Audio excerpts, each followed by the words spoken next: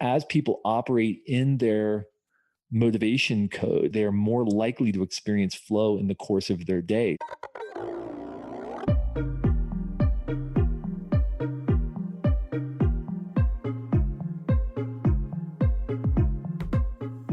I'd like to welcome Todd Henry once again to the Productivityist Podcast. Todd, thanks for joining me today. Mike, always a pleasure. Thanks for having me back. So right now I'm looking at the electronic copy of the Motivation Code, Discover the Hidden Forces That Drive Your Best Work, which you did not write entirely on your own, correct?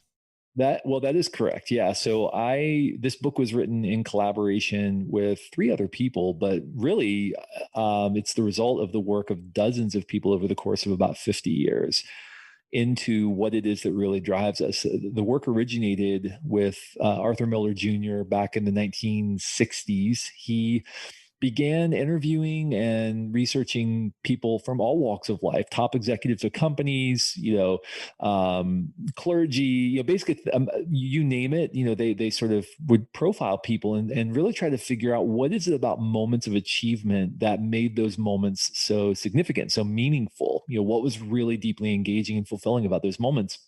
And over the course of several decades, compiled over 1 million achievement stories, interviews with over 100,000 people.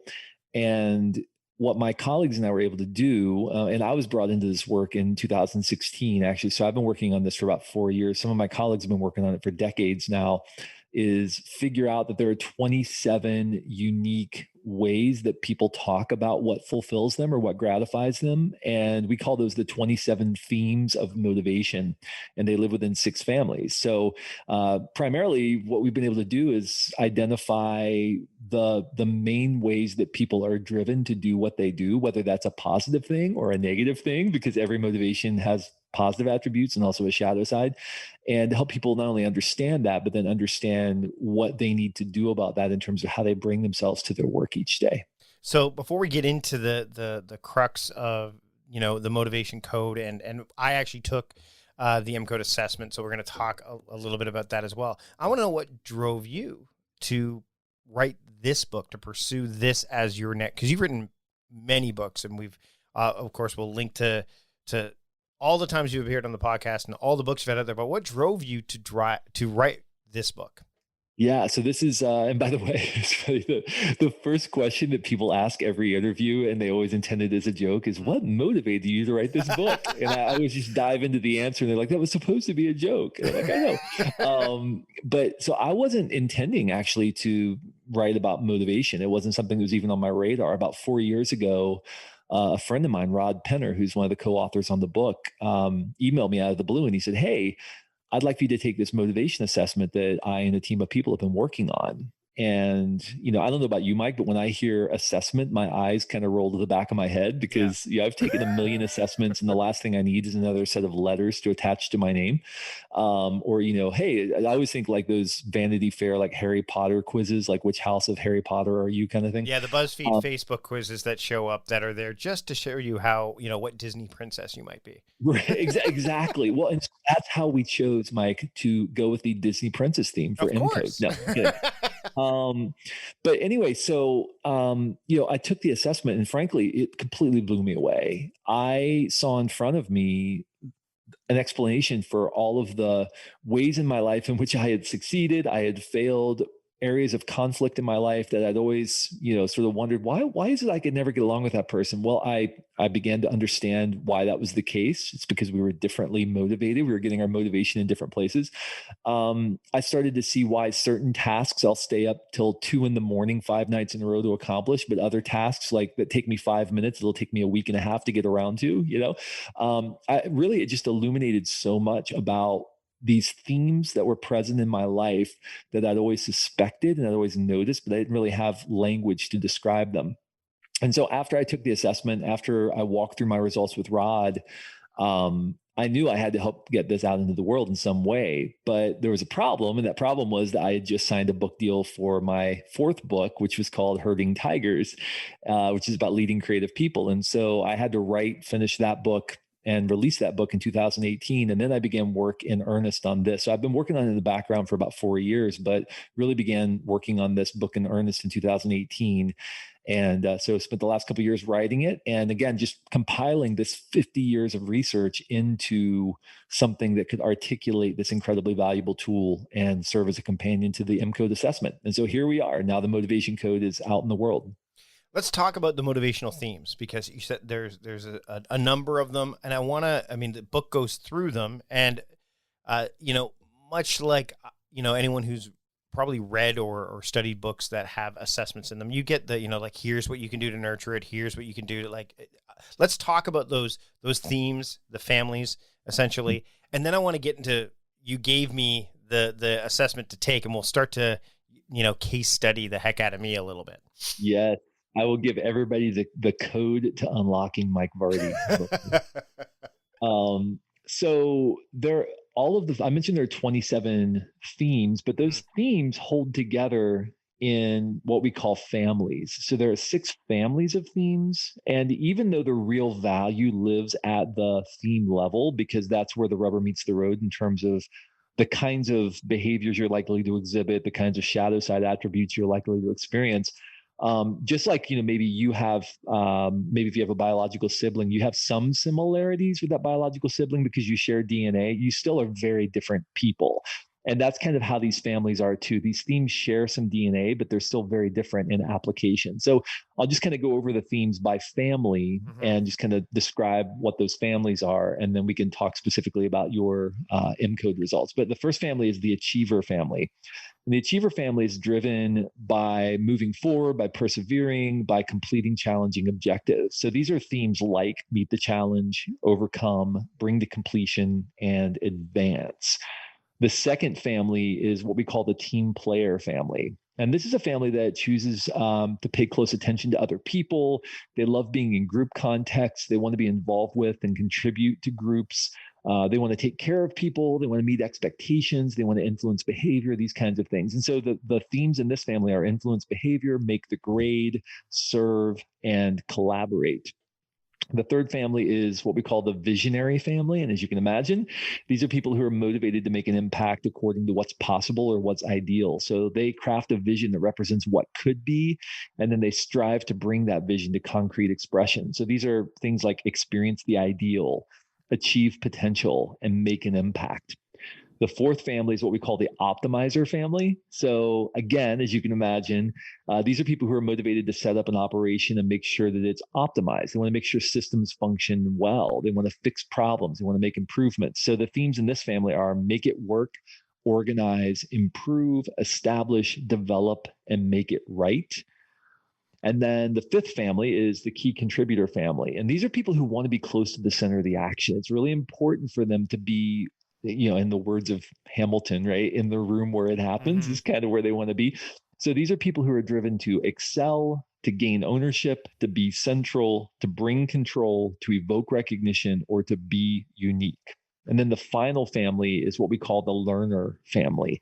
These are people who are motivated to explore, learn new things, gain mastery, demonstrate their knowledge. So the themes in this family are demonstrate new learning, explore, master, and comprehend and express. So that's kind of just a very, very quick overview of the families and the themes within those families. So as I was going through the book and I'm looking at all of these themes, I'm like, all of these sound great. I'd love to have all of these, and then when I did the MCODE assessment, my top motivations, and I shared this with you, after going through the assessment. And it was interesting because when I looked at, and when you do the assessment, you get to see like what your answers look like compared to, you get to see what the profile looks like. And there was a lot of, really close things, which made me, happy that, okay, all of these things seem to matter, but my top motivations, according to the assessment, were influence behavior, then meet the challenge, then overcome, then bring to completion, and then make the grade.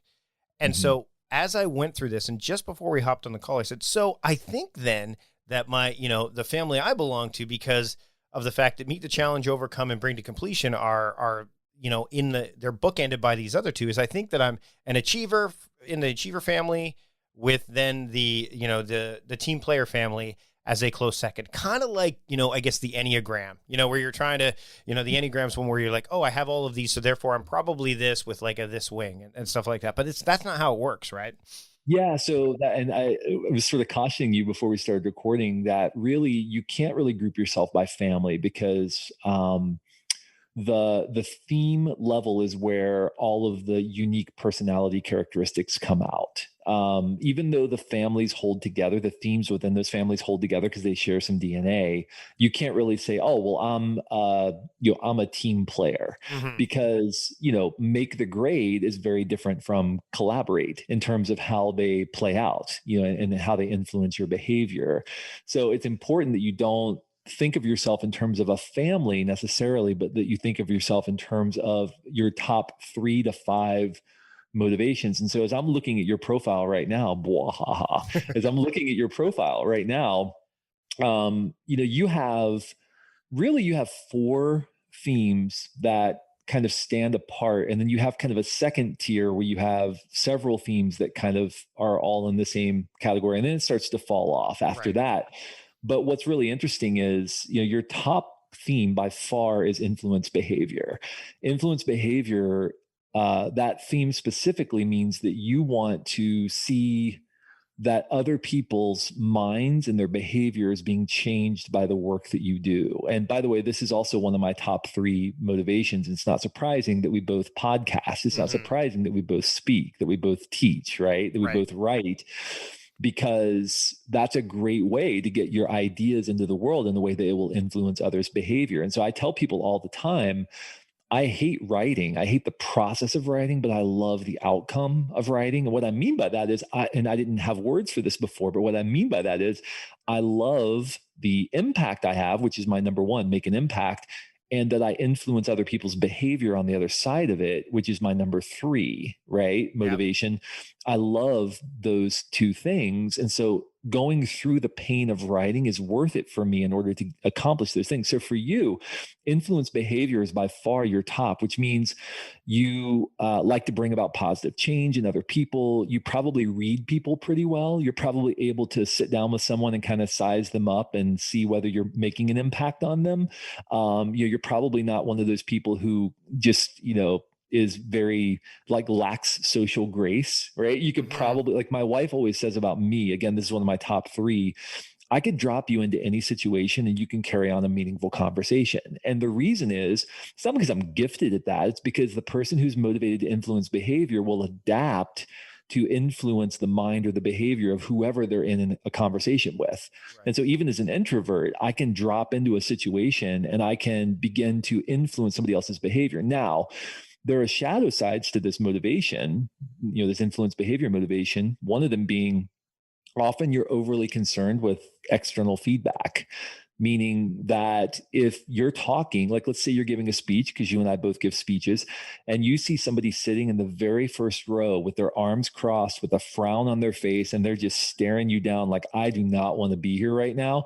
There could be 200 other people or 2,000 other people in the room, and they're all laughing and smiling and having a great time, but you're going to be fixated on that one person in the front row with their arms crossed and the frown. Is that true or is that false? Absolutely true. I mean, I've seen that before where I'll actually pick them out and isolate them. Like, I will, look at them if I'm doing a talk and I have a question, I'll actually go after them. Even though I know that they are not necessarily receiving it as well as some of the others, I will purposely go after them. Absolutely. And so, and frankly, it's the same for me. And that was a real detriment to me, a real negative to me, and would often ruin an otherwise good speaking engagement or some other kind of meeting I was having, until I began to realize that that was what was going on. So what happens is the shadow side of this is we become overly concerned with that one person because we so desperately want to influence their behavior. We want to see them nodding and smiling, and we want to see we're getting through. If like I've had a couple of speaking engagements where I left the engagement thinking that was a miserable failure because nobody was responding. Nobody was nodding. Nobody was laughing. It was just everybody's kind of staring at me. And then out in the hallway, the organizer came up and said, that was the most engaged I've ever seen that crowd, right? Because it was like, a group of attorneys or financial sector people who they just don't They're not emotive, right? Right. And the organizer's like, that was incredible. We want to have you back next year. And they were so engaged. I'm like, really? Yeah. Really? Yeah. But I thought it was a failure because I'm looking to see if I'm influencing behavior. Sometimes my wife accuses me of saying the same thing over and over and over and over and over and over because and she'll say that and I'm like, yeah, because I'm waiting to see you nod. I'm waiting to see that I'm sinking in, right? That what I I'm do the saying same is thing. getting I'll say things like, are you okay? Are you okay? Like too many times. Well, now I'm not okay, Mike. Like, because I want to make sure that I'm whatever I can do, I can help her be, quote, okay. And if I sense that it's not, then that's me going, that's one of the things that I get caught in that trap. For sure. Right, absolutely. So, one of the things that we have to keep an eye on with regard to influence behavior, since that is your top motivation, is just are your emotions being swayed to and fro by how other people are responding to your work? And there's nothing wrong with wanting to influence people and to have them in some way changed by what you do. But you also have to maintain some degree of objectivity and not be too overly swayed by what's going on in their world and how they're responding to what you do. That's where you get your motivational energy, and that's great. And you're actually in the perfect role for that. But you also need to make sure that you're not letting that have an undue effect on your engagement. Meal planning is important because it prevents us from being a disappointed wreck when dinner time comes around and we have no clue what to make, or even if we have the ingredients to make the meal.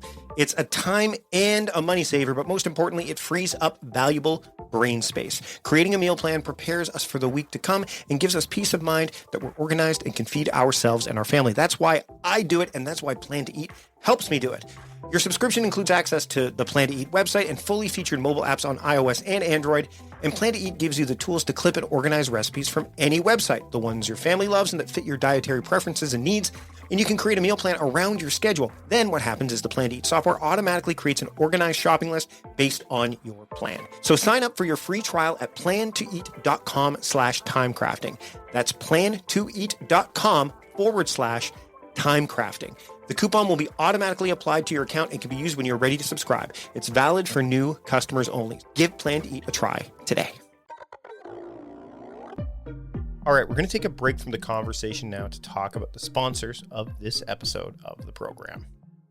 One of the things I'd like to take pride in is that the work that I do, both here on the podcast, but also elsewhere through my writing and coaching and courses and all that stuff, is that I try to make productivity easier for people. I try to make it simpler, and I try to help cultivate certainty in a world that's full of uncertainty. But sometimes that's not enough, even for me. I can tell you that anxiety takes hold from time to time, and I have been using the sponsor of this episode to help me through those times on an ongoing basis, and we're talking about BetterHelp. So what interferes with your ability to stay productive, to be happy? Is there something that's preventing you from achieving your goals? Do you feel overwhelmed like I do from time to time, and you've tried a whole bunch of different things, but nothing seems to click? Well, BetterHelp will assess your needs and match you with your own licensed professional therapist, just like they did for me. You get to connect in a safe and private online environment. It's really, really convenient. And you can start communicating with your professional therapist, your licensed professional therapist, that is, in under 24 hours. I was able to do that with the first therapist I worked with. But the other great thing is that I was able to switch to a new counselor when things just weren't working out with the other therapist. I mean, BetterHelp is committed to facilitating great matches. They will match you up, and they make it easy and free to change counselors if needed. I want you to be fully understanding of this, that this is not self-help. This is professional counseling. And the great thing about the platform is that you can get timely and thoughtful responses to messages that you can send to your counselor at any time. Plus, you can schedule weekly video or phone sessions. I've done both of those, and they are fantastic. Plus, I don't have to worry about sitting in a waiting room with a bunch of different people. That might be uncomfortable or awkward. And it's more affordable than traditional offline counseling, when you can even go to that. And financial aid is available. This service is available for clients worldwide. You know, I'm in Canada, so I can have access to it just like you can if you're in the United States or anywhere. It's available worldwide, and there's a broad range of expertise available, and that may not be locally available in your area. So that's worth keeping in mind as well. In fact, there are licensed professional counselors who are specialized in things like depression, anxiety, which I alluded to already, relationships, trauma, grief, family conflicts, stress, all of those things and more. And remember, anything that you share with your BetterHelp counselor is confidential. And I have to say that the convenience and the affordability and the professionalism that I've received through using BetterHelp is top notch. This is not a crisis line. I want to keep you to know this too. But I will say that I have received massive benefits from using BetterHelp. So many other people have been using BetterHelp that they are recruiting additional counselors in all 50 states. So I want you to benefit from BetterHelp as well. I want you to start living a happier life today, because happiness can help with productivity. So as a listener of the Productivityist podcast, you'll get 10% off your first month by visiting betterhelp.com/timecrafting. Join over 1 million people, myself included, taking charge of their mental health. Visit BetterHelp, that's HELP.com/timecrafting. Do it today. 2020 has been a year that has been filled with more uncertainty than I can even remember. But that doesn't mean I'm not going to plan the months ahead.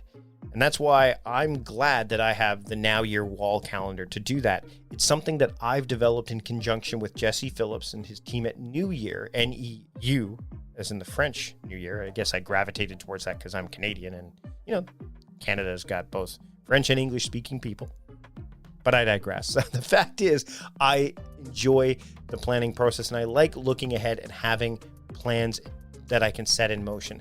I believe it was Eisenhower that said, when going into battle, I find planning to be useful, but plans useless. And I can say that 2020 probably has been a great example of that. But when you go into your days, your weeks, your months without a plan, then you really don't have a direction that you're going to set yourself off in. And that's what the Now Year wall calendar has done for me. It's a wall calendar that you can get in either tall or wide format, and it contains many of the elements that are a part of my time crafting productivity methodology and philosophy. There's the ability to put down your annual axiom, which is your yearly motto, or the thing you're going to espouse to live up to over the course of the year. You can put in your monthly themes, your daily themes. There's even a tracker in the bottom corner of each day that we've now divided so you can track two things if you want.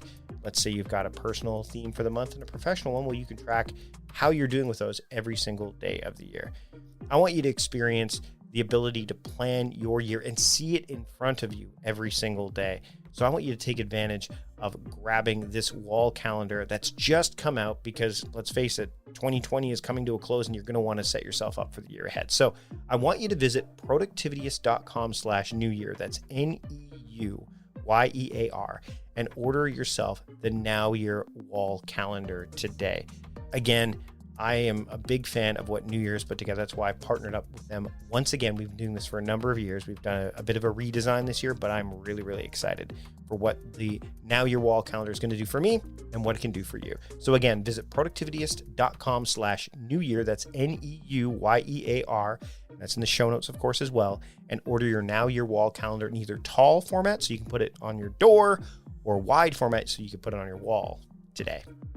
If you've looked at the show notes of the podcast over the past many episodes, and you've subscribed to the podcast, which I hope you do, you'll notice that there's a link to my course called 30 Days of Time Crafting. And it's the entry level or activating course or activating program that I do with people at Productivityist.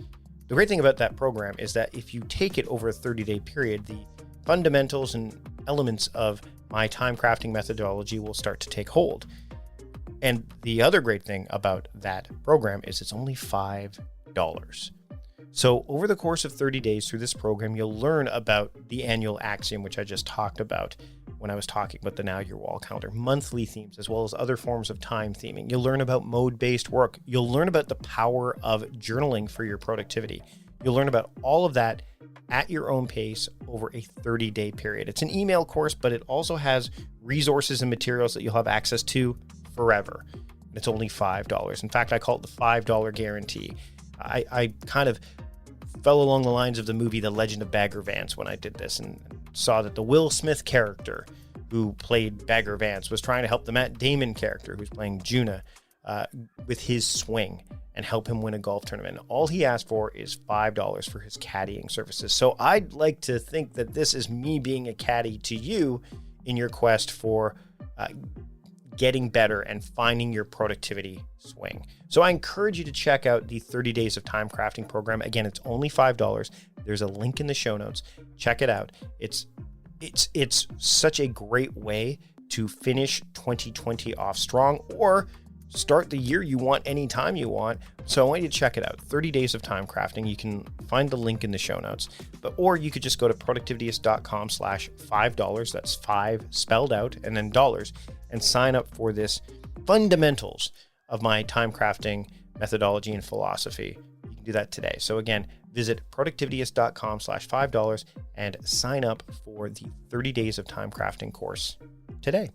And now let's get back to my conversation with Todd Henry here on the Productivityist podcast. I think that a lot of people, when it comes to, profiling and assessments, is they get the score and then, okay, that's it. I know where I'm at. This is the area I need to focus on. But the way that the motivation code is structured is it won't just serve me to look at, okay, this is the one family. Like, I need to look at this. Like, it's really important, I think. And I think this goes for most assessments and most, these I'm not going to say personality tests, but you know what I'm getting at. Like, most people figure that when they, and I'm, again, being general here, but I find that, okay, I'm Myers-Briggs, this is what I am, so therefore that's it. Like, I think going deeper is really what you need to do. And I know the assessment does that, right?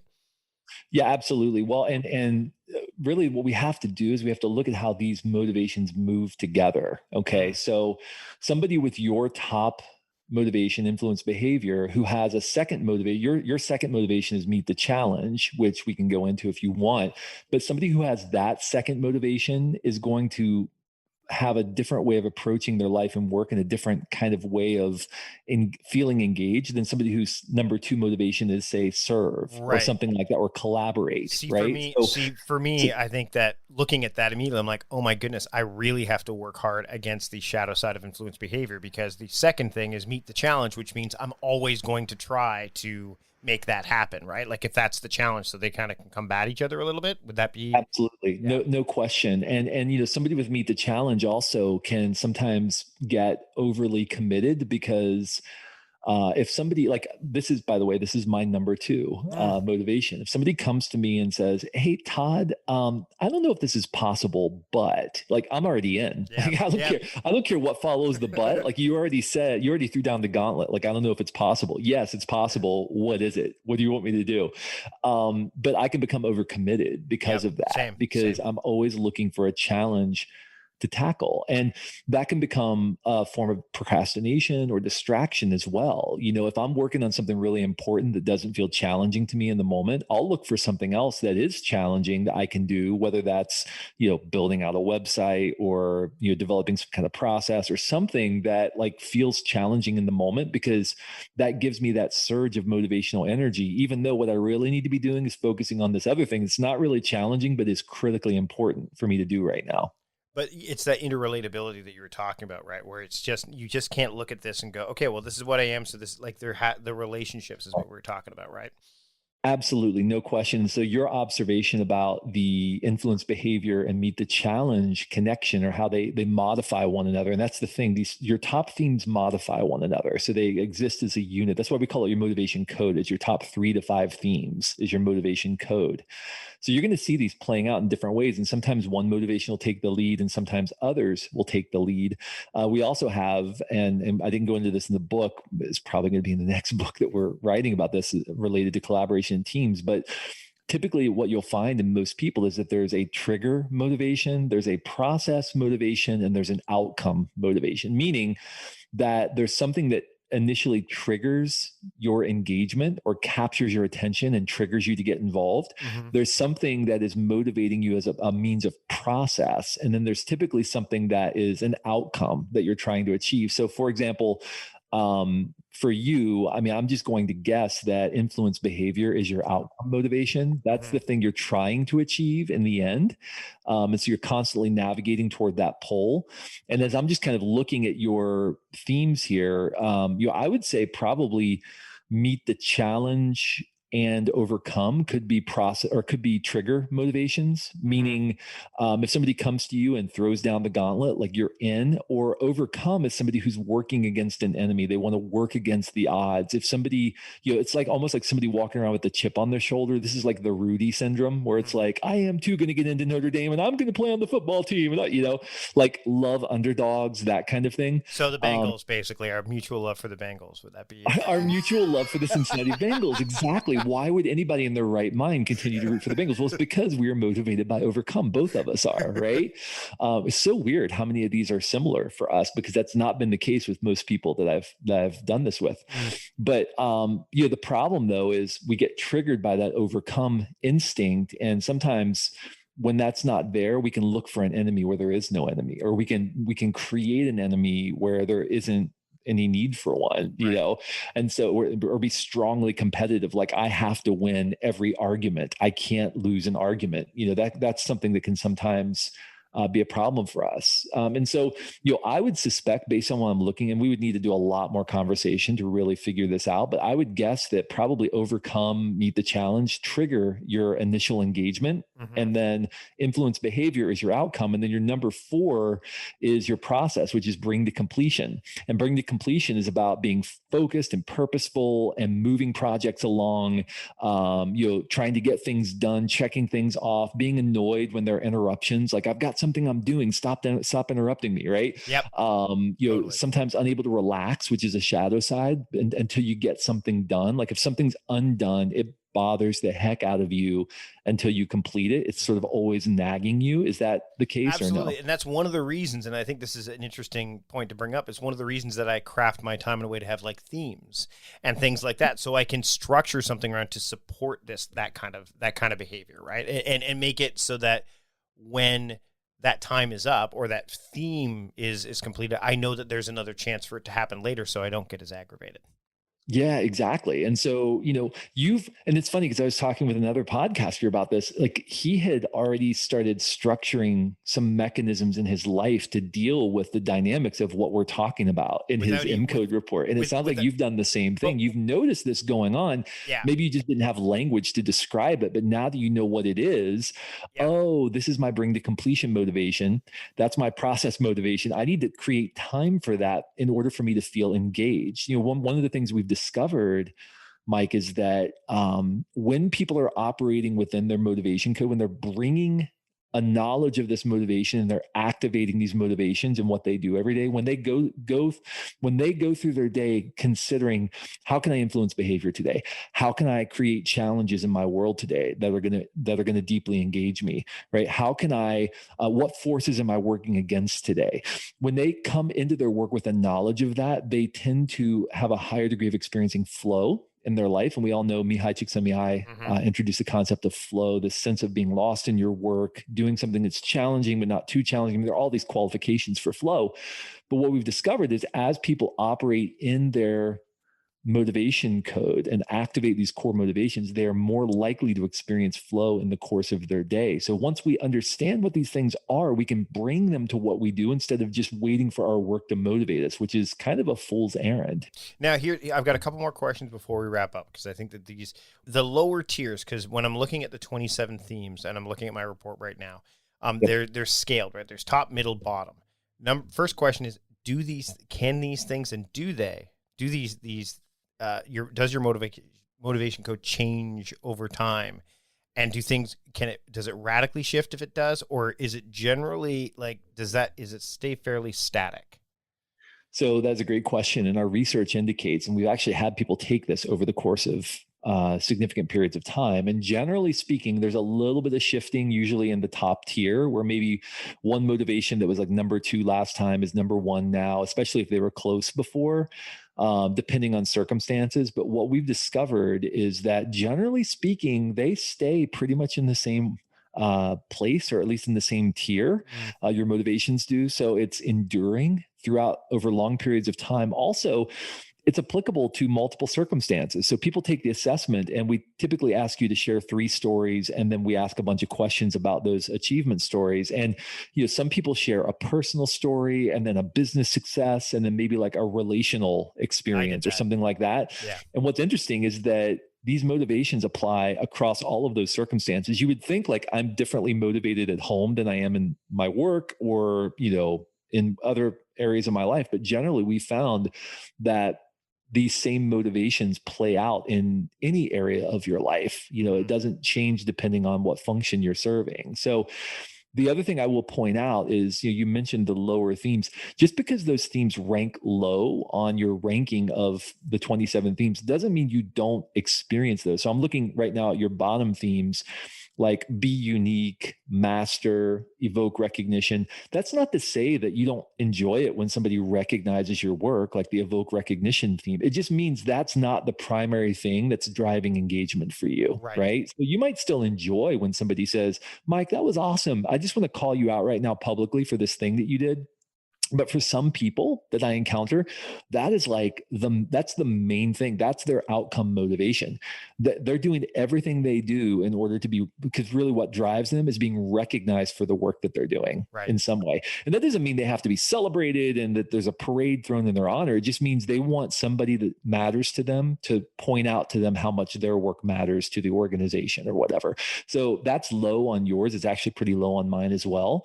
But for a lot of people, that's really high. Or even be unique, which is your low, is low for you as well. For some people, it's important that other people see them as distinct from others, that they are in some way unique, that they're putting their own unique stamp out there, that they're different from the rest, that they don't just go along with the herd. Like, it's important. That's one of their motivating factors, is that they are seen as unique and distinct from other people. Again, also not very high on my list of motivations. For some people, that's like their number one is I have to do it the way I want to do it and show that I can do it uniquely from everybody else. That's what they want to do. And so if you give them an idea, they won't go with it because it's not theirs. Even if it's a good idea, they won't go with it because it's somebody else's idea. So you still experience those things. It's just that maybe they're not really driving your behavior and engagement in the same way. Well, and I think that's important. That was actually leading into my next question, which was, can someone like force it? And I mean, from the sounds of it, that's not possible. Like there are some people, especially if I've got like meet the challenge and overcome, I'm like, wait a minute, I think bring control should drive me more. So I'm going to do everything I can to make that, which is not the best way. So I guess my question there is, can you force it? And it doesn't sound like that's something that you can do. No. I mean, I don't think that you would really want to. I think some people think there are good themes and bad themes. I had an email this morning from someone who had taken the assessment, and they said, what if I don't like the results? What if I don't like my top theme? And I'm like, well, I mean, you may not like your biological family either, but they're still your family. Like you don't get to choose that. And in some ways, like, listen, every one of these themes, all of these 27 themes are a gift. First of all, they have amazing qualities. It's not just your top theme, it's your top 3 to 5 that are really influencing your engagement.